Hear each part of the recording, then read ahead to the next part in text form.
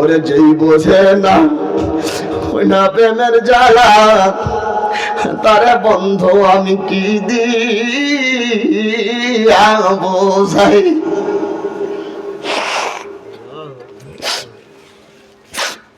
ওরে আল্লাহ তোমার ওই না প্রেমা গোলে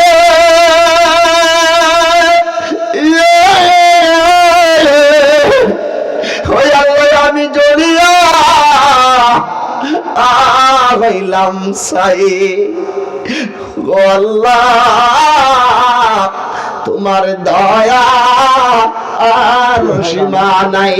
আশকারাম আর জুলে দিগারাস ভুল বলারাম গুপ্তা গোয়ে দিগারাস জমিরা আসমানে দিগারাস হর গোলেরা রঙ্গ গোয়ে দিগারাস মিল্লতে ইয়া শেখ জমিল্লত ওয়াজুদা শেকারা মিল্লতে মুদহম খুদা।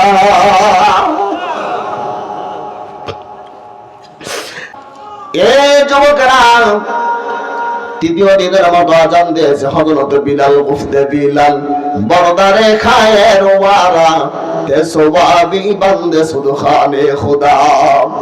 হযরত বিলাল যখন নবীর মসজিদে আজান দিতেন, আল্লাহ পাকের শক্ত আসমানকে পাড়ি দিয়ে বিলালের কণ্ঠের আওয়াজ করে আমার আল্লাহর আরশে আজিমের মধ্যে পৌঁছে যাবে। বলেন আল্লাহু আকবার। এই আমার মুসলমানেরা, সব কাফের বেঈমানের এক জায়গায় কি ব্যাপার? তুমি না গতকালকে তওবা পড়াইছো? বলে কি হয়েছে ভাই জানি না, মনের মধ্যে কেমন যেন বাকবাকুন করে। মুহাম্মদ যখন কোরআন পড়ে আমার আর তখন ঘরে থাকা হয় না।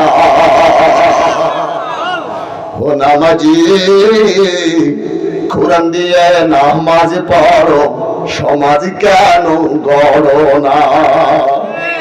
নামাজ পড়ো রোজা রাখো, নামাজ পড়ো রোজা রাখো, থেকো নিরালাই। আল্লাহ কোথায় পাঠালেন? কালো কোকিলা ডাকে ওই কদম ডালে। আল্লাহ আমার কোরআন তেলাওয়াত বন্ধ করে দিয়েছে। কাফির বেঈমানদের দিকে বলে গতকাল তওবা পড়াইছো। বলে আমি তওবা পড়াইছি ঠিক আছে, তোমরাও তো তওবা পড়ছো। আবু সুফিয়ান ডাক দেয়া বলে কাফিররা বলে ইয়া মক্কার সরদারেরা তোমরা শুনে রেখে দাও, আমরা মক্কার এত বড় কাফের হওয়া সত্ত্বেও, এত বড় নেতা হওয়া সত্ত্বেও মুহাম্মদ যখন কোরআন পড়ে তখন আর আমাদের ঘরে থাকা হয় না। আমি আবু সুফিয়ানের মন বলতেছে মুহাম্মাদের আল্লাহর কোরআন একদিন সারা পৃথিবীটাকে দখল করে দিবে। আল্লাহু আকবার। এ বাবাজিরা আমার, আফসোস আর পরিতাপের বিষয়, আল্লাহর নবী আমার ডেকে বলে আমার সাহাবীরা রে, ও আমার সাহাবীরা, তোমরা কি বলতে পারো শয়তানের ঘর কোনটা? সাহাবীরা ডেকে বলে ইয়া রাসূলুল্লাহ, মদিনার বুলবুলে যে ঘরটা ছাদ দেওয়া হয়েছে, জানালা নয়, দরজা নয়, মানুষ বসত করে না, বিরান ঘর যাকে বলা হয়। ইয়া রাসূলুল্লাহ, ওই ঘরের মধ্যে শয়তান থাকে, ভূত থাকে, মানুষ যাইতে পারে না। ও আমার সাহাবীরা রে, ও আমার সাহাবীরা, ওটা শয়তানের ঘর না। ইয়া রাসূলুল্লাহ, বলে দেন কোনটা শয়তানের ঘর? সব সাহাবীদের মাথা নিচু হয়ে গেছে। নবী জানায় দেন আমাদের মা বাবার ভাই কুরবান। আল্লাহর নবী আমার ডেকে বলে আমার সাহাবীরা শুনে রেখে দাও, এই 3.5 হাত মানব রূপী বডি দেহ ঘরখানার মধ্যে যার কোরআনের কোন চিহ্ন নাই, কোরআনের কোন অংশ নাই, এই মানব রূপী বডি দেহ ঘরখানা হলো আল্লাহর দুনিয়ায় শয়তান আজাজিলের ঘর।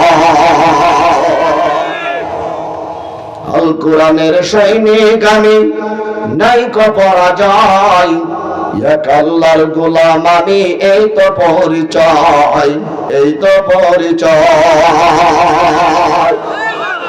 কোরআন হাদিস শাসনতন্ত্র রাসূল আমার নেতা, উৎসাহ মরিচির রমলানে ইতিহাস বেরি গাথা। এক আল্লাহ ছাড়া, এক আল্লাহ ছাড়া আমার দিলে, এক আল্লাহ ছাড়া আমার দিলে নেই কোনো ভয়। এক আল্লাহর গোলাম আমি, এই তো পরিচয়, এই তো পরিচয়। রাগ করেন? কষ্ট হয়? চলবে? আলহামদুলিল্লাহ ভাইরা আমার, আমি যেই কথাখানা বলছিলাম, কারণ এই পৃথিবীতে বিশ্ব জগতের নবীর উপরেই কিন্তু কোরআন নাজিল হয়েছিল। কথা বলেন? এই কোরআনটা কিন্তু নবীজির একবারেই কি এমন বই আকারে নাজিল হয়েছিল? কথা বলেন না কেন? নাম কত বছর যাবত কোরআন নাজিল হয়েছে? হয়েছিল কত বছর ধরে? 23 বছর ধরে কোরআনটা রাসূলুল্লাহর কাছে নাজিল হয়েছিল। 23 বছর ধরে। কত বছর? রাসূলুল্লাহ মক্কায় কাটিয়েছিলেন 13 বছর, আর মাদানী জন্মকে নবীজির 10টা বছর। আল্লাহু আকবার। বিশ্বজগতের নবী এই হায়াতে জিন্দেগির মধ্যে 27 বছর কাটিয়েছিলেন আমার আল্লাহ পাকের দরবারে মেরাজে। কথা বলেন না কেন? এটা কি রাসূলুল্লাহর জন্যই না? এই মেরাজে গিয়েছিলেন নবী উম্মতের গুনাহ মাফির জন্য।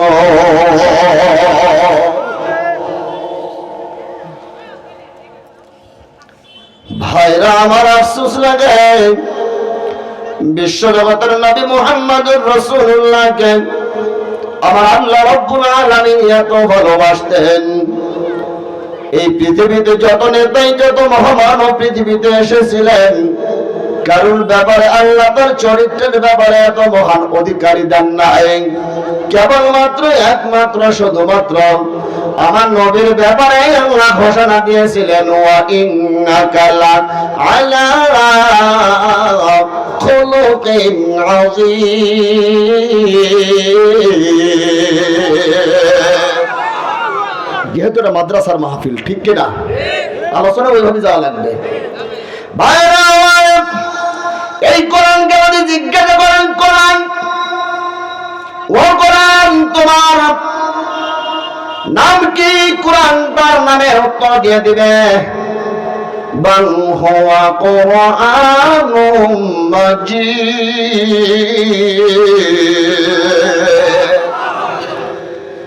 তুমি সম্মানিত কিতাব বুঝলাম, ও কুরআনুম মাজিদ, তোমার বাড়ি কোথায়? তোমার ঘর কোথায়? কুরআনুল কারীম উত্তর দিয়ে দিবে, ফি লাওহিন মাহফুজ।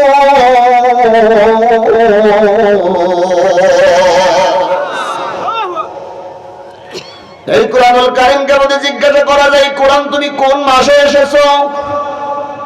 দাম কুরআনুল কারীম বলে দিবে, শাহরু রমাদান আল্লাযী উনজিলা ফীহিল কুরআন।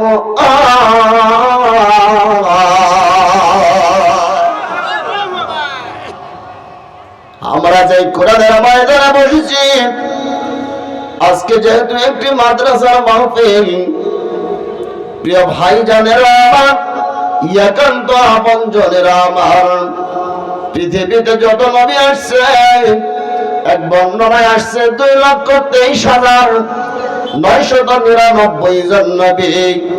এক পাল্লার উপরে যদি রেখে দেওয়া হয়, একজন নবীকে যদি অপর পাল্লায় রাখা হয়, আল্লাহু আকবার। আমার আল্লাহ ডেকে বলেন, ওই নবীর দাম আল্লাহ দরবারে বেশি হয়ে যায়। ওই নবীর নাম মুহাম্মাদুর রাসূলুল্লাহ।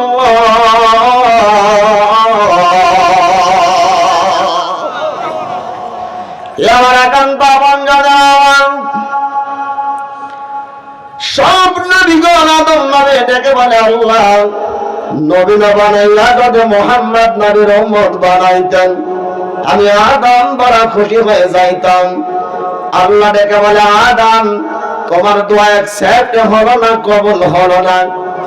শেষ নবী, একেবারে মহান পেট পূজা কোল পূজা সন্তান শীষ আলাইহিস সালাম, একেবারে ছোট ছেলে, আল্লাহর কাছে ডেকে বলে, মালিক নবী না বানাইয়া যদি মুহাম্মদ নবীর উম্মত বানাইতেন আমি শীষ বড় খুশি হয়ে যাইতাম। আমার আল্লাহ ডেকে বলে, তোমার দোয়া কবুল হবে না। হযরতে ইউসুফ নবী আল্লাহর দরবারে দোয়া করে, আল্লাহ বলে, ইউসুফ তোমার দোয়া কবুল হলো না। হযরতে আইয়ুব নবী আল্লাহর কাছে কান্দে, আল্লাহ ডেকে বলে, আপনার দোয়াও কবুল হবে না। হযরতে ইয়াহইয়া নবী, হযরতে ইউনূস নবী, হযরতে জাকারিয়া নবী, হযরতে দাউদ নবী, যিনাকে আমার আল্লাহ এত মারাত্মক কণ্ঠ দিয়েছিলেন, যখন জাবুল সরকার নদীর কিনারে কিনারে বসিয়া পড়তেন, সমুদ্র থেকে মাছগুলা উঠিয়া উঠিয়া দাউদ নবীর কণ্ঠ শোনার জন্য তারা স্থির হয়ে থাকতে।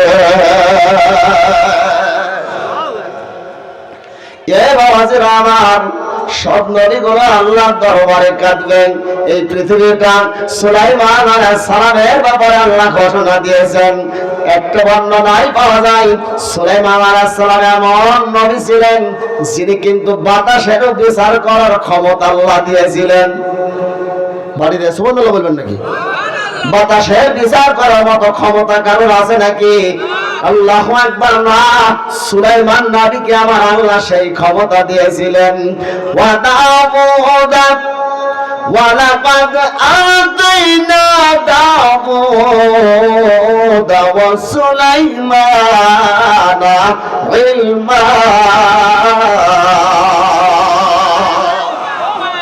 সব নবীগণ আল্লাহর দরবারে কাঁদবে। সর্বোপরি হযরত ঈসা রূহুল্লাহ, যিনি এই পৃথিবীতে চারটা সন্তান যাদের কথা বলার সময় হয়েছিল না, একদিন, 2 দিন, 3 দিন বয়স, অথবা এক বর্ণনায় আসছে মার পেটের মধ্য থেকেও কথা বলে আমার আল্লাহ দেখাইছিলেন। তার মধ্য থেকে একজন হযরত ইউসুফ আলাইহিস সালাম। আল্লাহু আকবার। হযরত ঈসা রূহুল্লাহ একদিনের সন্তান কথা বলেছিলেন তার আর কওমের সব নেতাদের সঙ্গে। একটু আওয়াজ করে বলে যাবে কি সুবহানাল্লাহ। সুবহানাল্লাহ। এই নূর নামক 30 পারা কোরআনের মধ্যে আল্লাহ ঘোষণা দিয়েছেন। আল্লাহু আকবার। বারবার কওমের নেতারা ডেকে বলে, মারইয়াম করলেন কি? তোমার বংশের লোকেরা তো এমন না, তুমি এমন কাজ করলা কেমন করে? সঙ্গে সঙ্গে আমার আল্লাহ পাকের পক্ষ থেকে ঘটনা আসে, ফাশাওয়াত দিলাই, ছেলের দিকে দেখায় দেন। আল্লাহু আকবার, আল্লাহু আকবার। সঙ্গে সঙ্গে ছেলের জবাব আসতেছে। একদিনের বাচ্চা হাজার হাজার মানুষের সামনে সাক্ষ্য দিতেছেন, ক্বালা ইন্নী আবদুল্লাহ আতানিয়াল কিতাবা ওয়া জাআলানি নাবিয়্যা।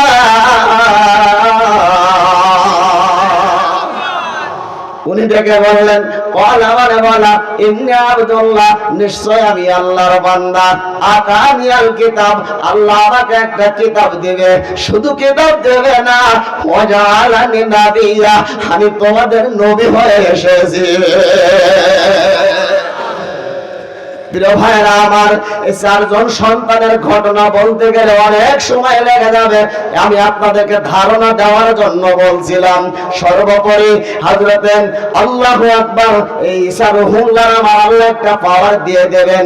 এই পৃথিবী ইমাম মাহদী আলাইহিস সালামের আগমন করবে। ঈসা রূহুল্লাহ পৃথিবীতে আসবে মুহাম্মদ নবীর উম্মত হইয়া। মাশরিক থেকে মাগরিব আর শিমাল থেকে জুনুব। এক বর্ণনা এসেছে 7 বছর, আর এক বর্ণনা এসেছে 9 বছর। সারা পৃথিবীটা আল্লাহর কোরআন দিয়ে শাসন করা হবে। কারা কারা আল্লাহর কোরআনের রাজ দেখতে হাত তুলে বলে আল্লাহকে দেখা দাও। আল্লাহু আকবার। ভাইরা আমার, রাগ করলেন নাকি? এ বাবাজিরা আমার, সেই নবী আমার এত আল্লাহু আকবার, আল্লাহ এত ভালোবাসতেন। কারণ নবী কিয়ামতের ময়দান যখন কায়েম হয়ে যাবে, আল্লাহু আকবার, তখন নবী উম্মতের ব্যাপারে ভেবেছিলেন। আবার ওই আরাফার ময়দানে জাবালে রহমতের পাথরের উপরে দাঁড়িয়ে আমার নবী লক্ষ সাহাবীর সামনে যেদিন তার জীবনের শেষ ভাষণটা দেন, বিদায় হজের ভাষণ, ওই আরাফার ময়দানে কোন হাজী সাহেব আছে নাকি? আছে আছে, আপনি একজন হাজী সাহেব পেয়েছে। আল্লাহ ওই যে সাদা পিলারটা, আল্লাহু আকবার, আরাফার ময়দানে জাবালে রহমতের পাথরের উপরে যেখানে নবী বক্তব্য দিয়েছিলেন, সাহাবাদেরকে বলেছিলেন, আমার সাহাবীরা রে, তোমরা বলো তো আমি কি আল্লাহ পাকের বার্তা বাহক হিসাবে পরিপূর্ণ দিনকে পৌঁছাতে পেরেছি নাকি? বলে ইয়া রাসূলুল্লাহ, আপনি হাতে কলমে আমাদেরকে শিক্ষা দিয়েছেন কোন কাজ করলে পরে জান্নাতি হব আর কোন কাজ করলে পরে জাহান্নামী হব। নবী আর দেরি করে নাই, হাতখানা উঠায়া আল্লাহর দরবারে ডেকে বলে, আল্লাহুম্মা শাহাদ, আল্লাহ আপনি আমার জন্য সাক্ষ্য হয়ে যান, আল্লাহ আপনি আমার জন্য সাক্ষ্যদাতা হয়ে যান, আল্লাহ আপনি আমার জন্য সাক্ষ্যদাতা হয়ে যান। বলতে দেরি সঙ্গে সঙ্গে ফেরেশতা জিবরাইল নবীর দরবারে হাজির হয়ে গেছে। ওয়ামা ينطق عن الهوى إن هو إلا وحي يوحى।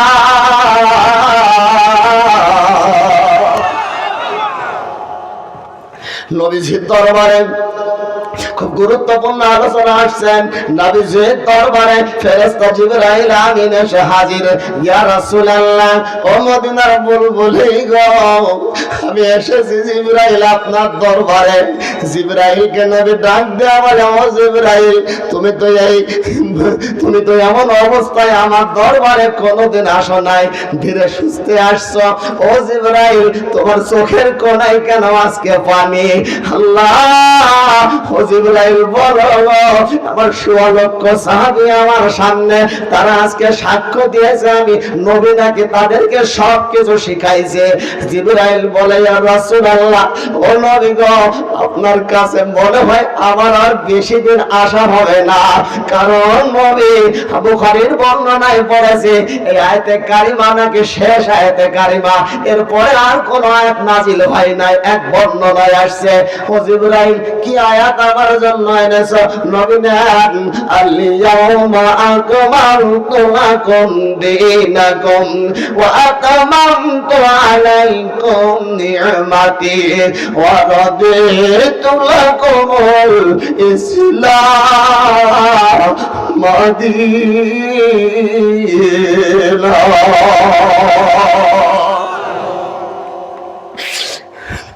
নবীর কাছে যাই, কারিমা দিয়েছে জিবরাইল, কেন আমার দরবারে আসা হবে না? ইয়া রাসূলুল্লাহ, লোহে মাহফুজে তোমার কোরআনে কারিমের আয়াত তোমার নাই। 23টা বছর যাবত আপনার কাছে আমি আস্তে আস্তে সব এনে দিয়েছি, আর তো নাই। ও নবী গো, জিবরাইলকে থামাইয়া নবী আমার ঘোষণা দিলেন, ও আমার সাহাবীরা, তোমাদের জন্য আজকে দিনকে পূর্ণ করা হলো, ইসলামকে মনোনীত করা হলো। এই কথা যেই না শুনেছে, সব সাহাবীরা বগল বাজাইতেছে, সব ভালোবাসতেছে, হাসি খুশি যে আমাদের জন্য দিন পূর্ণ হয়েছে, ইসলাম মনোনীত হয়েছে। এ যুবকেরা, যেই দল করেন না কেন, বলেন তো 5ই আগস্টে আপনারা কেমন খুশি হয়েছিলেন? জোরে বলেন। আল্লাহ তার থেকে হাজার কোটি গুণ খুশি হয়েছিল সাহাবা একরাম রাদিয়াল্লাহু তাআলা আনহুম আজমাইনেরা। আল্লাহর নবীর দরবারে রাসূলুল্লাহ দরবারে সবাই হাসি খুশি, কিন্তু নবীজি আমার একটু পরে খেয়াল করে দেখে আমার ডান পাশে রাসূলুল্লাহ হিজরতি আন্দোলনের সাথে আবু বকর রাসূলুল্লাহর পাশে আর নাই। নবী আমার ডেকে বলে, এ মায়েরা কান লাগানো মা, তোমাদের জন্য একটু ওয়াজ সামনে আসতেছে মা। ও বোনেরা, এ যুবকেরা, এ চুহাডাঙ্গার যুবকেরা একটু কান লাগাবা। আল্লাহ আমার নবী যেন হাসি খুশি, কিন্তু আবু বকর রাসূলের পাশে নাই। এ আমার ইসলামী আন্দোলনের জাতি, আমার আবু বকর, আমার দোস্ত কোথায় গেল রে? বলে ইয়া রাসূলুল্লাহ, আপনার দোস্ত তো আমরা দেখলাম আপনার ডান পাশে। বলে না, একটু জলদি করে খোঁজো, কারণ সব কিছু ব্যাপার আমার নবী জেনে ফেলেছে। যাইয়া দেখবে দিনের নবী, দিনের পয়গম্বরে সিজদা দিয়া পড়লা রয়েছে আল্লাহর দরবারে। আল্লাহ বলবে, ওগো হাবিব, তোমারে দেখাও এই মুহূর্তে সিজদা কানা নাও না রে উঠায়া। 90 বছর হায়াত দিলাম দুনিয়ার ভিতরে, 27 বছর কাটা ইলেন মেরাজের ভিতরে, 63 বছর দোস্ত তুমি গেলা পায়া। এই মুহূর্তে সারা জীবন কান্দা গেলা উম্মতে বলিয়া, হাসরের ময়দানে দোস্ত খাদ্য দিব না, যাহা চাইবেন তাহা দিব, ফেরত দিব না। শাফায়াতের ভার দোস্ত তোমায় দিলাম কয়াম। এই কথা বলিয়া নবী সিজদায় উঠিয়া, নামাজ রোজা যারা করবে দুনিয়ার ভিতরে, বিনা হিসাবে জান্নাত দেবে আল্লাহর হুকুমে। কাঁদবে নবী, ইয়া উম্মতি, ওরে আল্লাহ আমার উম্মতের হবে কি গতি? সিদ্দিকী বলে, পাপের মুক্তি শুধু নবীর কারণে। হাসর দিনে আমার নবী যেদিনে, হাসর দিনে আমার নবী যেদিনে। এক রাত্র নবী ছিলেন উম্মে হানির ঘরে, জিবরাইল আসিয়া তারে বলে কানে কানে, সুবহানাল্লাহ বলেন না ভাইরা। বলছিলাম নবী আমার ডেকে বলে, উমর তুমি একটু আমার আবু বকরকে খুঁজে দাও তো। খুঁজতে খুঁজতে খুঁজতে যে দেখে আরাফার এক কর্নারে মাথাটা নিচু করে ভারে ক্রান্ত হৃদয় নিয়ে চোখের পানি গুলো ছাড়ে। আবু বকর, কি হয়েছে তোমার? আমরা না রাসূলের দরবারে ছিলাম, নবী বক্তব্য দিছিলেন, ফেরেশতা জিবরাইল আসলো আমাদের সুসংবাদ নিয়ে। জোরে বলেন না সুবহানাল্লাহ। আবু বকর ডেকে বলে, উমর এটা তোমার জন্য সুসংবাদ হতে পারে, কিন্তু আমি আবু বকরের জন্য এটা সুসংবাদ না। পারে কে যাবে নবীর নৌকাতে আই, রবিকাদের নৌকা কানা নাই ডুবার ভয়, পারে কে যাবে নবীর নৌকাতে আই। কষ্ট হয়, কষ্ট হয়। নবী না বলবো বলবো, হ্যাঁ নবী না মানে যারা মুহাহিদ কাফের তারা এই দুনিয়ায়, ওরে কে দেখবে তোর বদন গবে, চাপ লেখা যায় পারে কে যাবে নবীর নৌকাতে আয়। নবী আমার কান্দে, হযরত ওমর কান্দে, আবু বকর কান্দে। এই যুবকেরা আমার মুরব্বি চাচারা চোখের পানিগুলো ছেড়ে দেন। কসম কাবার মালিকের, কুরআন হাতে নিয়ে বলছি, কসম কাবার মালিকের, যে চোখ হইতে আমার আল্লাহর ভয়ে পানি পড়বে, চোখ কবর আমার আল্লাহ জাহান্নামে দিবে না। ঠিক বলছি ভাই? এখানে আমার থেকে অনেক বড় আলেম রয়েছেন। আল্লাহ যে পা দিন কায়েমের জন্য ওঠে, ওই পা কখনো আল্লাহর জাহান্নামে যাবে না। এই যুবকেরা, হযরত আবু বকর ডেকে বলে, ওমর আমি যেটা বুঝেছি তুমি বুঝো নাই। ওমর বলল, দোস্ত তুমি আমাকে বোঝায় বলো।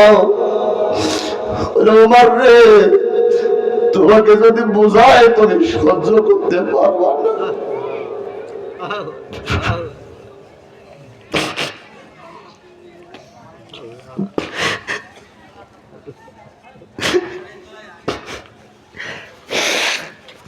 কোন মারার কথা বলছি আমি, যে মার মাঝে মাঝে বলতেন আমি যদি ঘাস হইতাম জানোয়ারে খেয়ে ফেলতো, আল্লাহর দরবারে হিসাব দেওয়া লাগতো না। কোন আবু বকরের কথা বলছি, বলতে আমি যদি কোন কাজের শুকনা লাকড়ি হইতাম, সোলা হইতাম, মানুষের খড়ি ভাবিয়া জাল দিয়ে দিত, আল্লাহর দরবারে হিসাব দেওয়া লাগতো না। আমার চুয়াডাঙ্গাবাসীরা হযরতে আবু বকরকে ডেকে বলে চলেন। উমর বলে না। উমর ডেকে বলে আগে বলো কোন কারণে চোখের পানি ফেলছো আজকে খুশির দিনে। আবু বকর ডেকে বলে তুমি যদি সহ্য করতে পারো, ধৈর্য ধারণ করতে পারো, আমি আবু বকর বলতে পারি। বলে বলেন। বলে রাসূলুল্লাহর কাছে আজকে একটা আয়াতে কারিমা নাজিল হয়েছে। বলে হ্যাঁ, কি বলো তো? হযরত ওমর বললেন আল-ইয়াউমা আকমালতু লাকুম দীনাকুম ওয়া আতমামতু আলাইকুম নি'মাতি ওয়া রাদিতু লাকুমুল ইসলাম দীনা। ওরে যেই বোঝে না ওই না প্রেমের জ্বালা, তারে বন্ধু আমি কি দিয়া বোঝাই।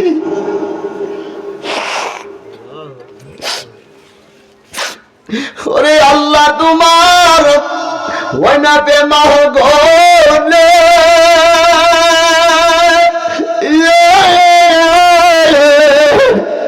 ওই আল্লাহ আমি জড়িয়া হইলাম সাই। গো আল্লাহ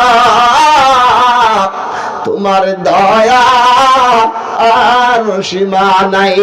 আশকারাম আর জুলা দিগারাস বুলবুলারা গুফতা গোয়া দিগারাস কি জমিরা আসমান দিগারাস হর গোলেরা রঙ্গ গোয়া দিগারাস মিল্লাতেয়া শেখ জমিল্লাত ওয়াজুদা শেকারা মিল্লাতে মুদহম খুদা।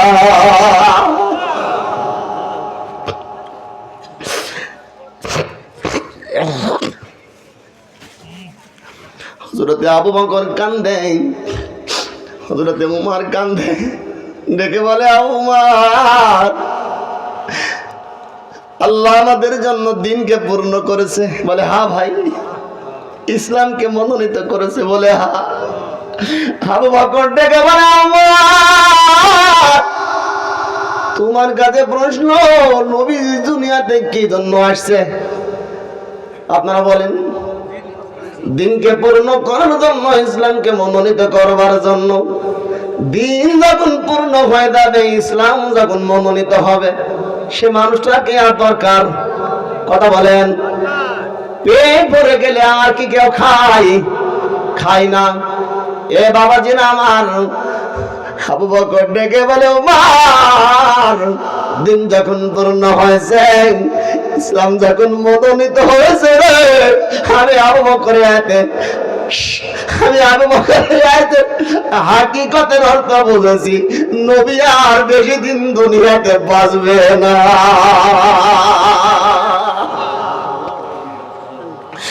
নবী ওই রক্ত মাখা দিন রাসূলুল্লাহ আয়েশাকে বলেছিল, আয়েশা তোমার ঘরে কি আমার একটু শোয়ার জায়গা দিবা? কথা বলেন। এ বিদেশ পাঠিয়ে 30 নভেম্বর মেহেরপুর জেলাধীন গাড়াডবে মাহফিল করছিলাম, শেষের দিনের সমাপনী দিনে হঠাৎ করে দেখি পেছন দিক থেকে ফিসফিসিয়া শব্দ শোনা যায়। কি ব্যাপার? ছোট্ট একটা বাচ্চাকে একজন মা পাঠিয়ে দিতেছে, যাও গলার চেনটা দিয়ে দাও মাদ্রাসাতে, আমার স্বামীর হায়াত দারাজের জন্য আমি দান করে দিলাম। এমন বউ পাওয়া যাবে? কথা বলেন। আমি হুজুর হলে পরে কি হবে? বক্তা হলে কি হবে? দিন 20, 25, 30 কামালে পরে কি হবে? কথা বলেন না কেন? রাসূলুল্লাহ বলেছিল, আয়েশা তোমার ঘরের মধ্যে কি আমাকে একটু জায়গা দিবা? কালেকশন শুরু করবো। মর্মান্তিক ঘটনা যখন পড়লাম ওকে আর পানি ধরে রাখতে পারলাম না। হিসাব করলাম গতকাল চিটাগাঁও যে জায়গায় মাহফিল করেছি, মাদ্রাসার হাফিজ সাহেব বলতেছে, হুজুর কবরস্থান দেখছিলেন? হ্যাঁ। বলে, হুজুর এখানে 3 বছরের জন্য 60,000 করে ভাড়া লাগে কবরের জায়গা নিতে। কত? জোরে বলেন। ঢাকা বমানী কবরস্থানে এমন কবরস্থান আছে 20 লক্ষ টাকার উপরে টাকা দিতে হয়, তাও সারা জীবনের জন্য না, 10 বছর, 20 বছর, 15 বছর। প্রিয় ভাইরা আমার, যে বাসাটায় আছি ওই বাসায় এখনো কমপ্লিট করতে পারি নাই, 4 বার ভাঙা হয়ে গেছে। কথা বলেন না কেন? আমার বাবা ভেঙেছিল, আমি ভাঙতেছি, আমার ছেলে, তার ছেলে আবার দাদা এই বাড়ি চলবে না। কথা বলেন না কেন? যে বাসায় আছেন 100 বছর পরে আপনার কথা আর কেউ মনে রাখবে না। যে হাজী সাহেব আছেন 100 বছর পরে ওনার নাতি নাত করে না, এই হাজী সাহেবের কথা আর মুখে আসবে না। কথা বলেন। এটার নাম বাস্তবতা, এটার নামই দুনিয়া। ওই রেকর্ডটা তখন, জমির রেকর্ডটা তখন হাজী সাহেবের নামে আর থাকবে না। কথা বলেন না কেন? যেতেই যখন হবে, আল্লাহ বলেন, আলাম ইয়াহনি লিল্লাযিনা আমানু ওয়া ঈমানুওয়ালারা আন তাখশা কুলুবুহুম লিযিকরিল্লাহ। এখনো কি তোমাদের সময় হয়নি আমি আল্লাহ পাকের জিকিরে তোমাদের অন্তরকে বিকরিত করবার? প্রিয় ভাইরা আমার, যে ছেলে আপনি জন্ম দিয়েছেন 10 বছর বয়স, মা যদি বলে, বাবা তোর আব্বা তো মাঠে গেছে, ভুট্টার ক্ষেতের খাবারটা দিয়ে দিনই, যাবে? কথা বলেন, যাবে? যেমনলা আপনার মসজিদে ইমামতি করে, আপনি বছরে 100 টাকা বেতন দেন, তারপরেও 5 ওয়াক্ত নামাজে কিন্তু মাথাটা নিচু করে দিয়ে আল্লাহর দরবারে দোয়া করে, আল্লাহ আপনি আমার মুসল্লিদেরকে মাফ করে দেন। বাংলাদেশের যত ইমাম তার মুসল্লিদের জন্য দোয়া করে, কোন সন্তান এত তার বাপ মার জন্য দোয়া করে না। কথা বলেন। আপনি রাগ করলেও ঠিক, না করলেও ঠিক, মানলেও ঠিক, না মানলেও ঠিক, এটাই সত্য বাস্তবতা। বাবা কবরে ঘুমিয়ে 12টা মাস, 12 দিনও বাবার কবরে যে কবর জিয়ারত করা হয় না। শতকরা 1 জন পাওয়া যাবে কি? শতকরা 1 জন। কি রে দুনিয়া ভাই, রাত 1টার সময় মারা গেছে মানুষ, আপনি মাইকিং করে দেন যারা মাটি কাটে, এই ভাইজানের আমার খুব কষ্ট করে কবর খনন করে। কথা বলেন। কিন্তু আফসোসের বিষয়, কোন বাড়িতে যদি মেয়ের বিবাহ হয়, ওই কবর খনন করাদেরকে কোন সবার জন্য বাংলাদেশে কোন জেলায় তলব করা হয় না। কথা বলেন না কেন? এই হলো আমাদের সমাজের অবস্থা। প্রধান বক্তা 50, দ্বিতীয় বক্তা 3000। কথা বলেন না কেন? এই হলো আমাদের অবস্থা। ইসলাম এমনি চিন্তা হবে। আবার হুজুররা বলে যে 1 লাখ না হলে আসছে না। আজকে একটা মাহফিল হুজুর জুবাইর আহমদ তাশরিফ সাতক্ষীরাতে আসার কথা,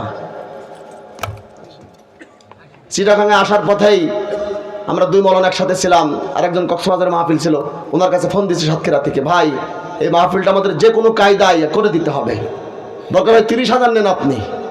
তো ও বলতেছে যে হাসানুজ্জামান তুমি যাও।